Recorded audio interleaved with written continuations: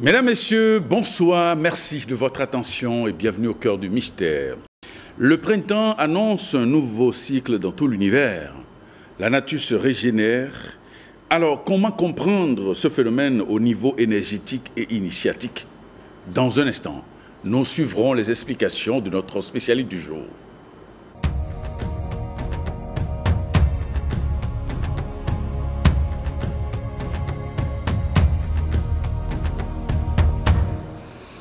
Et nous recevons ce soir Wilfried Apovor, il est instructeur spirituel et kabbaliste. Wilfried Apovor, bonsoir. Bonsoir, frère Privel. Et bienvenue au cœur du mystère. Merci de m'avoir invité, de m'avoir associé à ce thème ô combien grand et combien important pour l'homme que nous sommes, pour l'humanité que nous sommes et surtout pour l'initié que nous sommes. Merci, frère Wilfried Apovor. Alors, pourquoi le printemps est-il donc très souvent associé à la renaissance spirituelle?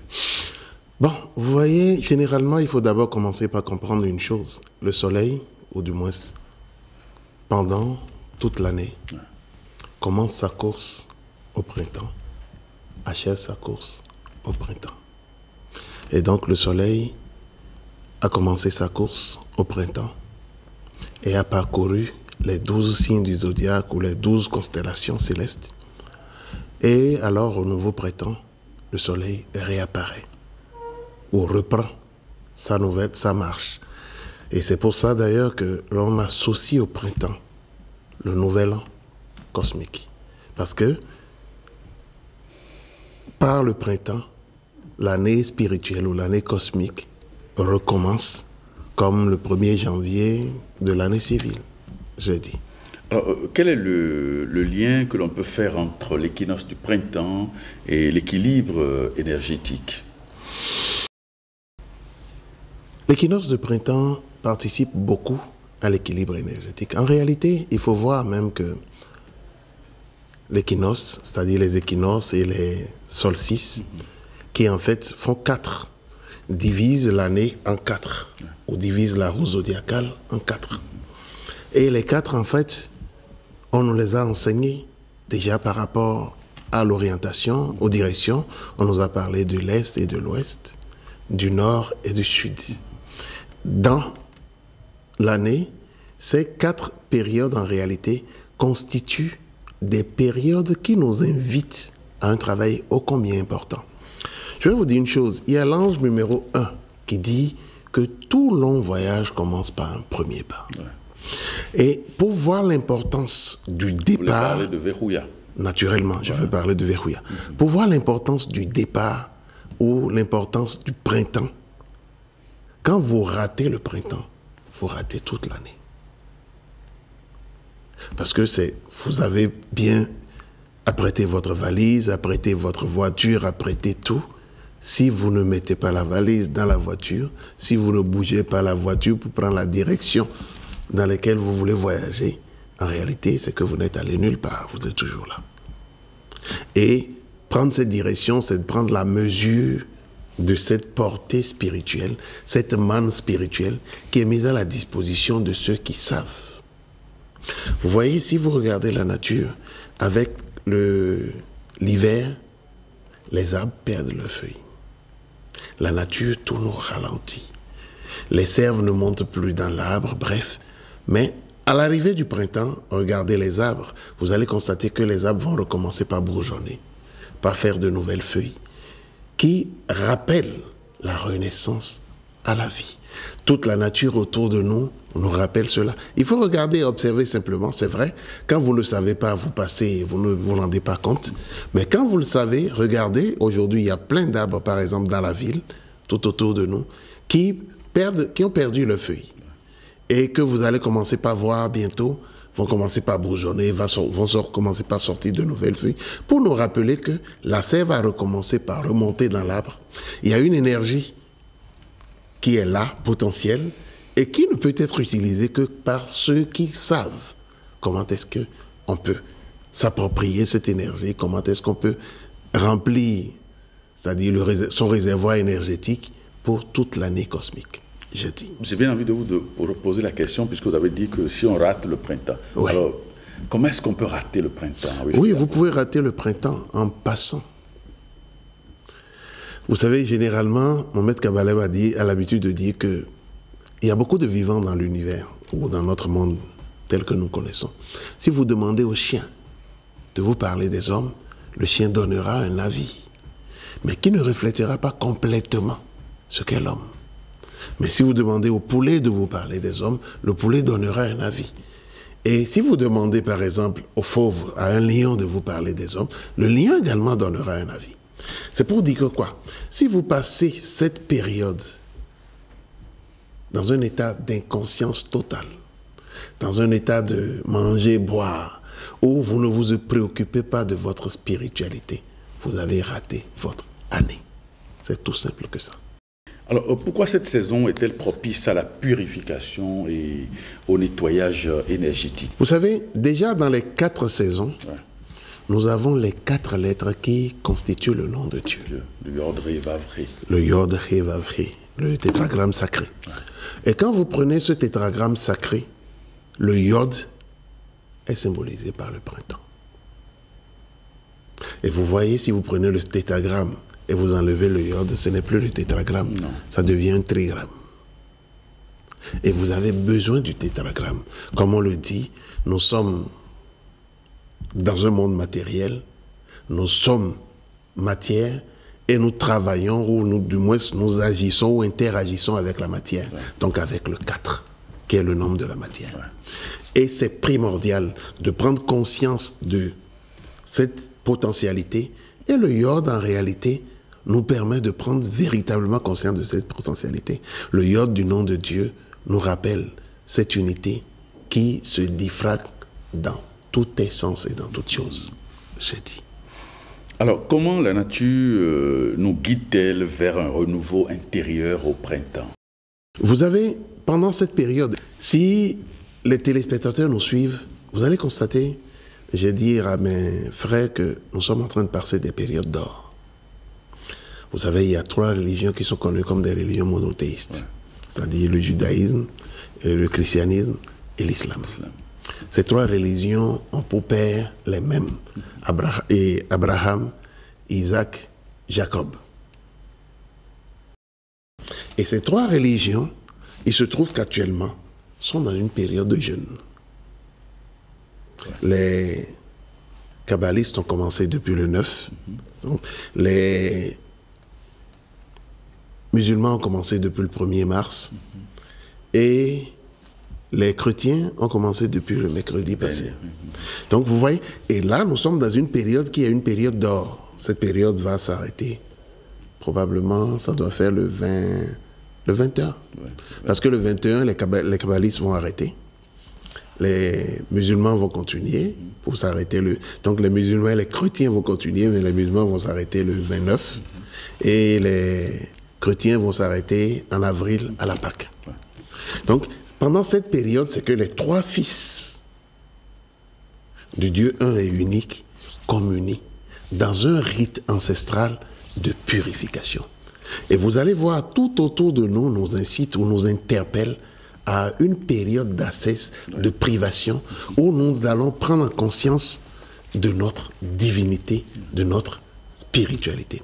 La nature, elle nous invite. Et je l'ai dit, si vous observez, vous allez voir tout autour de vous, vous allez voir d'ailleurs même les oiseaux ont changé de pelage, les oiseaux migrateurs ont migré, vous allez entendre de nouveaux chants d'oiseaux, vous voyez les arbres, bref, tout dans l'univers célèbre cette essence qui se prépare à se déverser sur nous.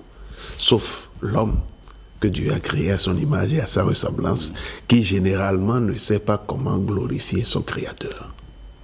Nous sommes les plus ingrats de la création. Tout l'univers chante le Créateur. Et nous sommes les plus ingrats, alors que nous sommes les plus pourvus. Nous sommes les enfants bien-aimés.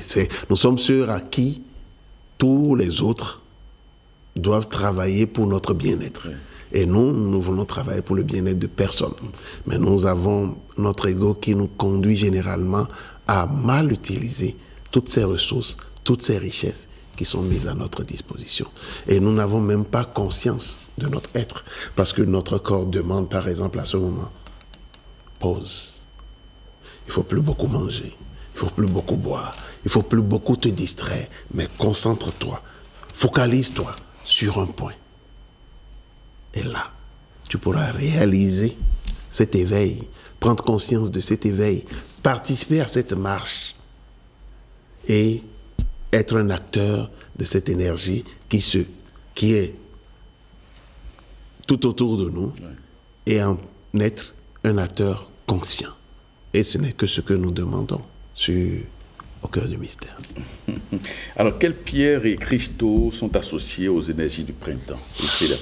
Oh, pierres et cristaux. Bon, le printemps commence avec le signe du bélier. Et après le bélier, vous avez le taureau, vous avez le gémeaux, qui sont les signes printaniers. En fait, ces trois signes, vous allez avoir les pierres qui sont associées à ces trois signes. Ça veut dire quoi? Vous pouvez peut-être voir les pierres du bélier. Et parmi les pierres du bélier, je peux vous citer par exemple le échaps sanguin, les pierres vénusiennes pour le taureau, les pierres mercuriennes, donc le mercure, pour le gémeaux. Ce sont des pierres qui sont des pierres associées à cette période et printanière. C'est ça. Alors, quels sont les chakras qui sont particulièrement stimulés durant cette période de printemps? Le chakra de base, le chakra racine. Pourquoi ces chakras-là? Parce que ce chakra, en réalité, est très stimulé pendant cette période. Parce que pourquoi? Cette période, en fait, vous demande de prendre conscience de votre être. Et comme j'aime bien le dire, vous prenez conscience que vous n'êtes qu'un grain de sable au bord de la mer. Ouais. Si vous allez à la mer, vous prenez un grain de sable. Personne ne se rendra compte que quelque chose a bougé. Donc en réalité, ce chakra vous invite à une certaine humilité et surtout vous rappelle que vous êtes fils de la terre et vous rappelle que vous êtes fils céleste. Parce que tant que ce chakra ne va pas s'enraciner correctement pour vous rappeler que vous êtes de la terre, tant qu'il ne va pas s'éveiller pour s'élever dans la colonne, parce que c'est elle en réalité qui sonne le glas pour l'éveil de la conscience, pour l'éveil spirituel. Et donc, il est important de prendre conscience de son corps et de prendre conscience de ce que ce corps est attaché à la terre. Toutefois, il y a une dimension de ce corps qui est attachée à l'esprit, à l'intemporel, à l'insaisissable, à l'inconditionnel, qui fait que nous sommes fils de la terre et fils du ciel. Alors, quelle est la signification spirituelle de la floraison des arbres et des plantes pendant le printemps? C'est leur façon de rendre gloire à l'Éternel, de célébrer la grandeur de l'Éternel. En même temps, vous allez constater que c'est une période où les odeurs, les senteurs foisonnent, parce que ces odeurs, ces senteurs, en fait, vous rappellent la pluralité de possibilités de force que vous avez. La pluralité de possibilités de force que l'univers met à votre disposition. Où l'on vous demande de faire quelque chose pour prendre conscience de ce que toutes ces choses-là sont faites pour votre bonheur, j'ai dit. J'ai fait un constat particulier sur une plante comme le jasmin. J'en ai planté dans ma maison. Vous voyez les fleurs qui sortent, une blancheur. Ah oui, le jasmin. Oui. Je voyais autre chose. Oui. Je voyais et la senteur est tellement est plus forte. Oui. C'est tout à fait normal. Et par contre, le ylang-ylang perd les feuilles. Je l'ai remarqué également dans la maison. C'est tout à fait normal. Comment expliquer tout cela? Non, c'est tout à fait normal. C'est tout à fait normal parce que le ylang-ylang aussi va bourgeonner bientôt. Oui. Va donner les feuilles et même les fleurs en même temps, avec les senteurs qui vont se mélanger aux senteurs du jasmin. Le jasmin n'a pas perdu de feuilles, n'a pas perdu de choses là, parce que vous l'arrosez régulièrement. Et c'est un mélange de senteurs. Vous voyez, ces senteurs, en réalité, l'air est un peu chargé. Et ce qui fait que ça exhauste les goûts et les odeurs. Et ça les emporte loin. Et bon, vous avez du jasmin, c'est bien pour les enfants, c'est bien pour vous, mais comme vous le dites, c'est un signe extérieur de manifestation qui a un bourgeonnement énergétique, qui a un mouvement énergétique, qui a une disponibilité énergétique, qui se donne à ceux qui le savent. J'ai dit. Et comment peut-on se reconnecter à soi-même grâce aux énergies du printemps? Oui, se rappeler de la promesse du Père, se rappeler de pourquoi nous sommes ici et maintenant. Sur la terre. Sur la terre. Se rappeler de pourquoi un jour nous devons repartir, rendre compte à notre ego et revenir encore sur terre pour continuer nos expériences jusqu'à atteindre l'état de Dieu. En réalité, je l'ai dit tout à l'heure, tous autant que nous sommes une créature de Dieu appelée à chanter la grandeur de Dieu au travers de son nom sacré, de son nom imprononçable, le Yod, Ré, Vav, Ré, le tétragramme. Et le Yod du nom divin nous rappelle notre devoir en tant que fils de la terre et notre obligation en tant que fils céleste. Parce que le Yod, il se trouve que c'est la 10e lettre de l'alphabet sacré. Ouais. La plus petite lettre. La plus petite, qui se retrouve dans toutes les lettres. Ouais. Elle est incrustée dans toutes les 22 lettres, pour ne pas dire les 27 lettres. Et cette lettre, alors, nous rappelle que cette flamme, ce feu divin, est caché en tout un chacun de nous. Et que nous avons alors le devoir de le découvrir, de le nourrir, de le faire grandir, pour que le divin puisse nous utiliser comme un autel vivant et rayonnant, je dis. Quels sont les animaux totémiques liés à cette saison du printemps et que symbolisent-ils, ces animaux totémiques? Généralement, on vous parlera du bélier. Ouais. Et quand on vous parle du bélier, généralement, on vous parle surtout du sacrifice, ouais. De l'agneau qui sera sacrifié pour sauver le genre humain. Et donc, dans cette période, le bélier, en fait, vous rappelle le sacrifice nécessaire. Mais en réalité, c'est vrai, nous voyons le sacrifice de l'agneau, nous voyons le sacrifice du fils. Et d'ailleurs, les chrétiens vont célébrer la Pâque, qui en fait est le sacrifice de l'agneau, de cet agneau qu'on immole. Vous savez, dans la Juive antique, pendant cette période, on jeûne. Et à la fin du jeûne, on fait un rituel. Et là, j'interpelle nos traditionalistes, j'interpelle nos hommes d'État. Il y a un rituel que l'on faisait dans ce pays, tous les ans, qu'on appelle un rituel sacrificiel, où on nettoyait énergétiquement le pays. Dans la tradition juive, pendant cette période, à la fin, c'est-à-dire, on prenait un agneau, qu'on revêtissait des crimes et des péchés de la communauté, qu'on promenait dans toutes les rues de la communauté. Et après, on montait sur une montagne très escarpée et on jetait cet agneau dans l'abîme. Et il revenait s'écraser et mourir. Et on estimait qu'on a déchargé les péchés, les obstructions, les blocages, tout ce qui empêchait l'homme de se rendre disponible pour recevoir la lumière de Dieu. Donc on décharge la communauté de toutes ces choses-là. Et on les sacrifie par le sacrifice du bouc émissaire. Chez nous, ce sacrifice se faisait par un rituel qu'ils appelaient Tokblokblok. Ou il y a un autre qu'ils appelaient attraper les veaux. C'est des rites qu'on ne fait plus. Mais pourquoi? Bon, c'est pour ça que j'interpelle nos autorités et traditionnalistes et politiques. Pourquoi ces rites ne sont plus faits? Peut-être parce qu'on estime que nous sommes devenus très civilisés, donc on n'en a plus besoin. Vous voyez, quand on a chargé ce bouc émissaire des péchés de la communauté, ça permettait à la communauté de repartir avec une conscience légère. C'est un peu comme le rite de la confession. Vous allez au confessionnal, vous dites votre péché, on vous recommandait des rites d'assolution et vous repartez léger. Mais ça ne vous exclut pas le fait que ce que vous avez mis à l'envers, que vous reveniez le mettre à l'endroit. On peut réparer. Donc, cela permettait en fait à la société de se décharger. Ouais. Des charges qui constituent à terme, parce que ces charges-là constituent à terme des blocages qui bloquent tout dans l'évolution, dans la répartition, dans la réception même de la lumière, tant sur un plan individuel que collectif. Et donc ces rites sont faits sur un plan collectif.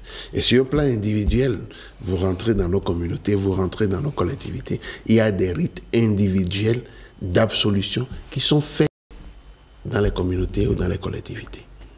Et donc, maintenant, sur un niveau personnel, vous avez ces rites que vous devez faire également, les jeûnes, les rites d'absolution que vous faites pour essayer de vous décharger du poids du passé qui entrave votre évolution actuelle. Sans oublier que vous devez prendre quand même votre croix. Et la porter, oui. Comme l'a dit le Christ. Le Christ. Alors pourquoi les rêves deviennent-ils parfois plus intenses au printemps? C'est la confluence des énergies. Dans le feu se trouve l'eau, se trouve l'air, se trouve la terre. Dans l'eau se trouve le feu, se trouve l'air, se trouve la terre. Dans l'air se trouve le feu, se trouve l'air, se trouve la terre. Et dans la terre se trouve le feu, l'air, et l'eau et la terre elle-même. Donc là, c'est une confluence. Et c'est pour ça qu'on dit l'énergie du départ est très importante. Oui. La force, l'engagement que vous prenez pour commencer, pour le sage, il sait si vous allez pouvoir arriver à terme. Ou il sait également si entre-temps vous allez vous arrêter en chemin. Vous connaissez, il y a un test que j'aime bien, que j'avais étudié quand j'étais enfant. On parlait du voyageur et l'âne. De ce jeune homme impétueux qui montait un âne et qui devait voyager. Et qui arrivait dans un village, demandait la route à un vieux. Et le vieux lui dit de prendre la route tout droit. Mais il lui dit, cependant, j'ai un conseil pour toi. Si tu vas lentement, tu arriveras avant la nuit.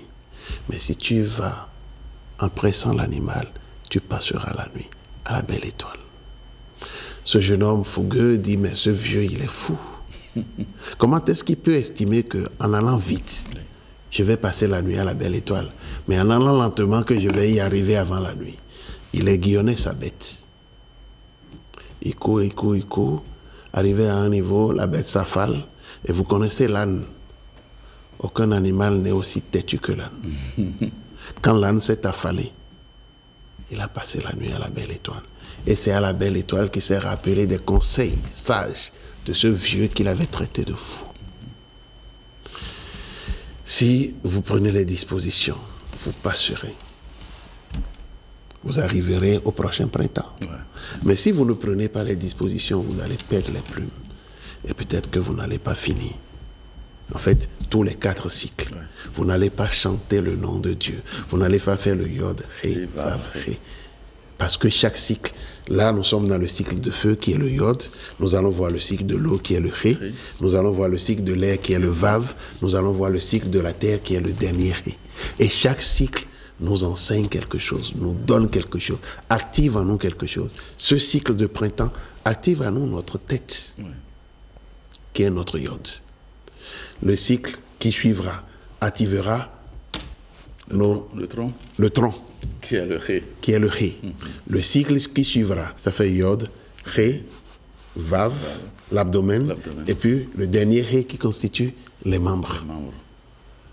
Et nous sommes nous-mêmes déjà ce cycle. À nous maintenant de le célébrer, de le chanter. C'est vrai, le chanter Yod Ré Vav Ré, le chanter Alléluia et Jéhovah, Alléluia, ainsi de suite. Et c'est autant de choses qui éveillent en nous cette énergie potentielle que le divin a mise en nous. On dit que sur nos fronts sont gravés en lettres d'or le nom de l'Éternel, pour que nous puissions être ses dignes représentants partout où nous allons passer.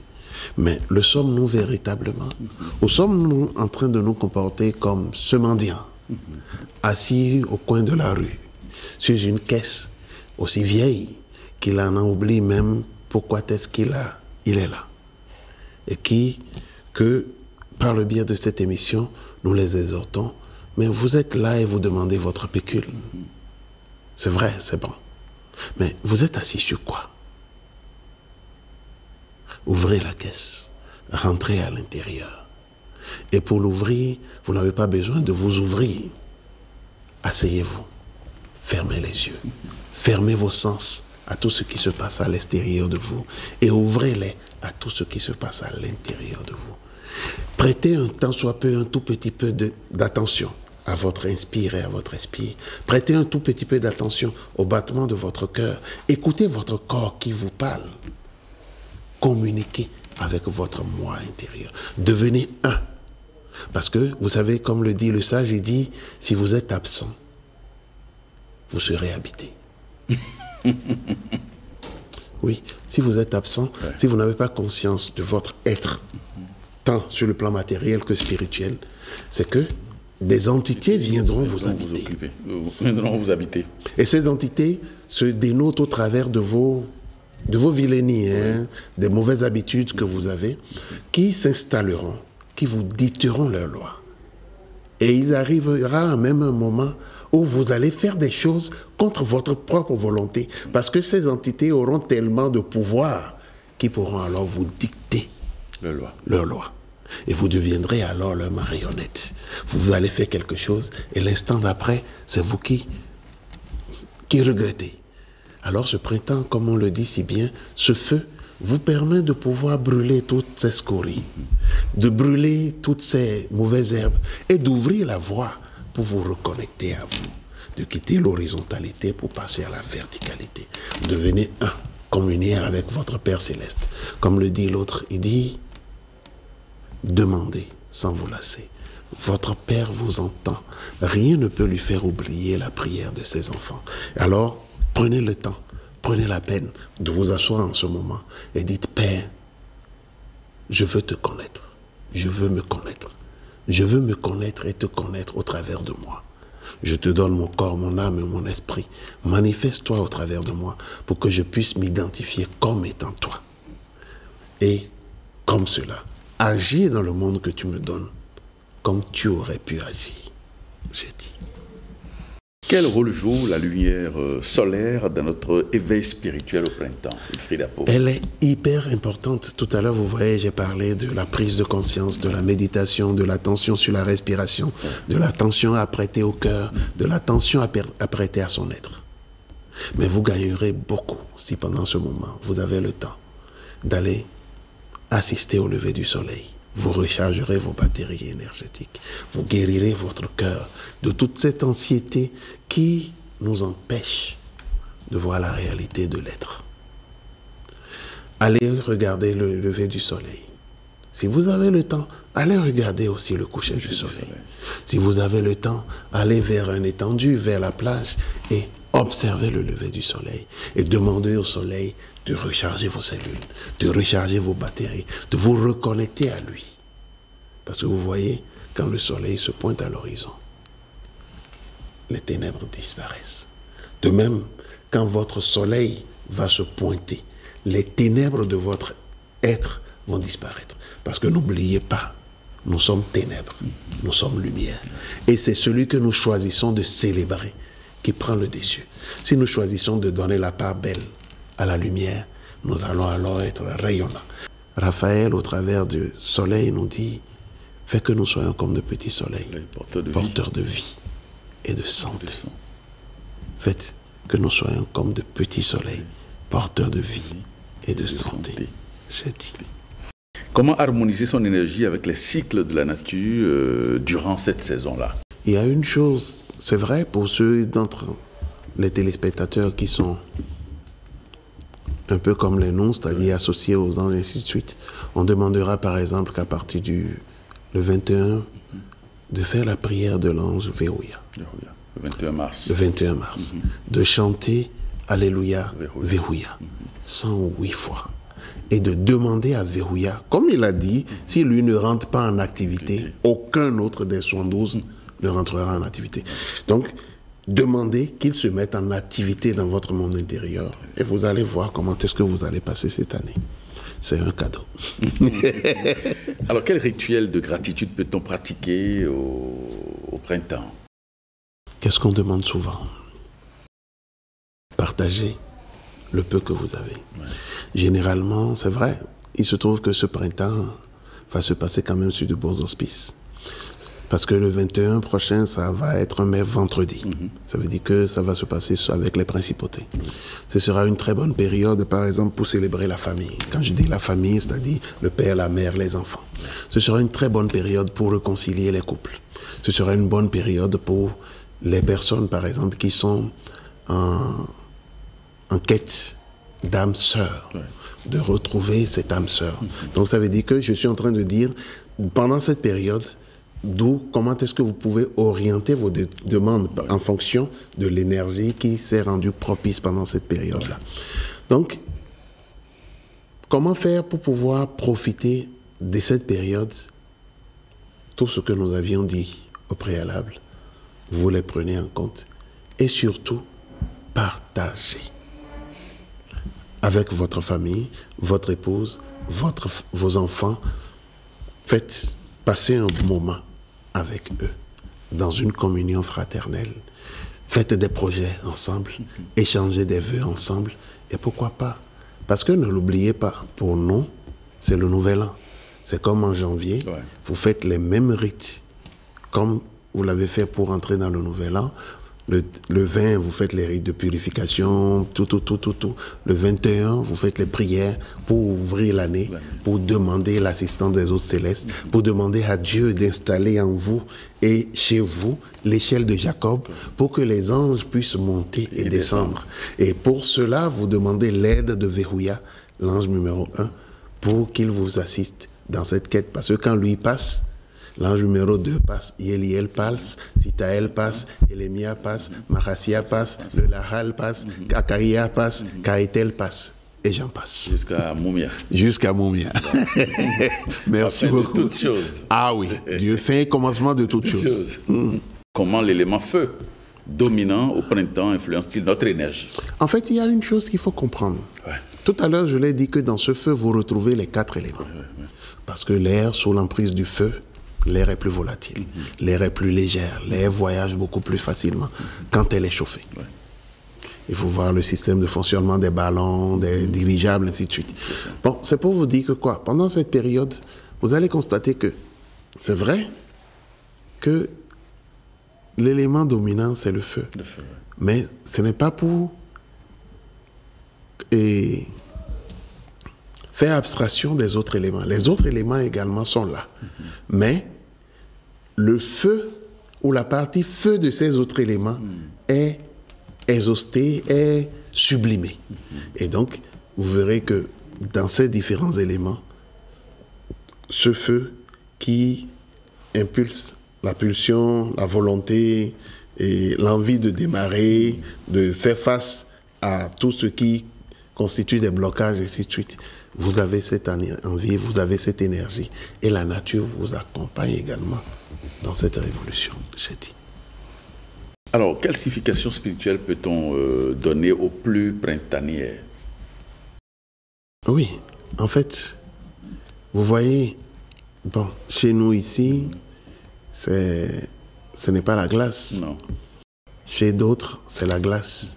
Et le printemps, avec le printemps vient la fonte des glaces.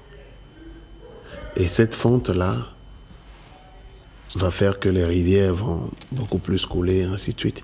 Mais la pluie, si elle vient dans notre environnement, vient, comme le dit l'autre, est une bénédiction céleste qui vient arroser la terre pour rappeler que la terre porte les promesses de l'Éternel. C'est comme je dis aux gens, vous allez dans la rue, vous prenez n'importe quel sable, vous la mettez là, vous commencez par l'arroser. Mais il s'opère une magie. Elle va commencer par produire de la végétation. C'était où? C'était là. Et donc, c'est dire que quoi? Cette terre que vous prélevez, c'est une pensée, c'est une entreprise, c'est un projet arrosez-la de vos émotions, de votre intention, et vous allez voir, ça va donner de la végétation. J'ai dit. Comment utiliser le printemps pour manifester ses intentions et ses projets? Déjà, quand vous ne le faites même pas, c'est que la plupart du temps, tout le reste, au cours de l'année, seront bancals. Maintenant, je vais ouvrir peut-être une petite vanne. Ce printemps est le printemps collectif. Mais chacun de nous a son printemps, qui est sa date de naissance, en fait son anniversaire. À notre anniversaire, nous célébrons en fait notre printemps. Et donc, nous avons sur un plan cosmique le 21 mars, qui est un printemps cosmique, et nous avons sur un plan personnel notre date anniversaire, qui nous permet en fait de reprendre les mêmes exercices, parce que c'est à la naissance que nous avons reçu le souffle Yod de Dieu pour nous animer, pour nous donner la vie, pour nous donner tout ce que nous avons. Et donc, voilà comment est-ce que nous pouvons utiliser cette énergie au travers de nos prières, au travers de nos demandes, au travers de nos actes. Et comme je l'ai dit, surtout du partage. Parce que quand vous partagez, comme j'aime bien le dire, c'est que vous ensemencez dans la terre fertile de la divinité. Et comme le dit l'autre, ce que le paysan a jeté dans la terre la lui rend en le multipliant. Allez lire les paraboles du semeur pour vous parler des miracles de la multiplication. Donc ce que vous donnez, sachez-le, vous allez le récupérer. Mais ce n'est pas vous qui décidez de où le récupérer, quand le récupérer. C'est au bon vouloir du cosmique qui décide de où, quand et comment cela se fera. Parce que le bienfait, l'attention, la générosité, toutes ces bonnes œuvres que vous posez ne passent pas inaperçues. C'est que quand vous le faites, quand vous avez un comportement où vous développez un aspect divin, vous faites bouger la toile de l'univers. De même, quand vous développez un aspect non divin, vous faites également bouger la toile négative de la création. À vous de choisir ce que vous voulez faire. C'est comme j'aime bien le dire, c'est vrai que le monde généralement vous poignarde. Les gens ne sont pas reconnaissants. Mais rappelez-vous d'une chose, que le Créateur, lui, il est fidèle. Et il est très reconnaissant. Et il s'est récompensé au-delà des mérites tous ces enfants qui se sacrifient pour que son œuvre puisse se perpétuer. Notre mission première, c'est de perpétuer la création.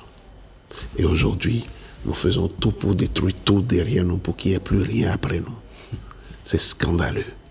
Et on est amené à se poser la question, qu'est-ce que cette humanité qui n'a même pas d'égard pour elle-même? Qu'est-ce que cette humanité qui n'a même pas d'égard pour son Créateur? Qu'est-ce que cette humanité qui ne respecte même pas sa propre vie? Parce qu'aujourd'hui, vous voyez le comportement de certains, c'est que vous vous demandez, ils sont prêts à mourir tout de suite. Que Dieu nous en préserve. Nous sommes venus pour une mission. Nous avons le droit et le devoir de l'accomplir. Si nous ne le faisons pas, et que nous décidons librement de, soit nous nous suicidons, ou soit nous allons nous donner bêtement à la mort, c'est vrai, nous allons partir, nous reviendrons. Mais les conditions pour réaliser ce pourquoi nous sommes là seront encore plus difficiles. Et nous serons obligés de les réaliser. Parce que nous n'aurons pas d'autre choix, nous n'aurons pas d'autres possibilités. J'ai dit. On a remarqué qu'au niveau de certains ordres ou obédiences spirituelles, ésotériques, mystiques, le 21 mars, c'est une date fondamentale. Alors, comment est-ce qu'on explique cela? Pour le sot, ce n'est qu'une date. Oui. Mais pour vous et moi, pour l'initié, c'est une date qui lui rappelle le début d'une année cosmique. Oui. Et à ce titre, il le célèbre comme cela se doit. C'est ça. Une lumière d'une bougie, une bonne coupe de jus de raisin ou de vin, un pain, une hostie, un peu d'encens, et puis bon. C'est ça, non? Donc c'est une date vraiment d'une portée spirituelle et le 21 hautement mars, chargée. Le 21 juin, le 23 septembre, le 23 décembre sont des dates spirituelles hautement chargées. C'est des portes qui s'ouvrent sur les lettres Yod, Ré, Vav, du nom divin. Et quand vous les réalisez, vous allez alors prendre la clé du Shin qui vous permet de pouvoir vous définir comme fils de l'Ilum du Très-Haut, jeudi. Vous vous rappelez les dates, le 21 mars Le 21 mars, le 21 juin, le 23 septembre, le 23 décembre, qui sont des dates hautement spirituelles, qui sont des portes qui s'ouvrent pour la réalisation de notre être Yod-Hé, Vav-Hé. Et comme je le dis, si vous prenez votre zodiaque, ces différentes dates-là sont symbolisées par les angles.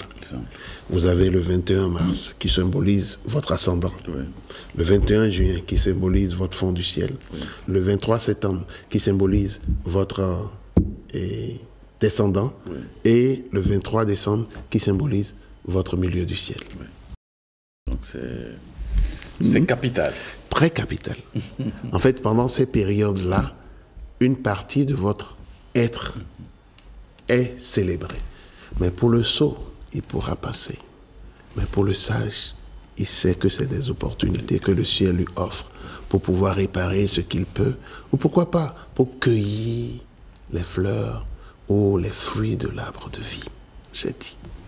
Merci Wilfried Apouvo, merci pour toutes ces informations et ces enseignements que vous donnez à nos téléspectateurs. Merci infiniment. C'est moi, merci. Amis téléspectateurs, merci de nous avoir suivis. Cette émission se refait et à très bientôt.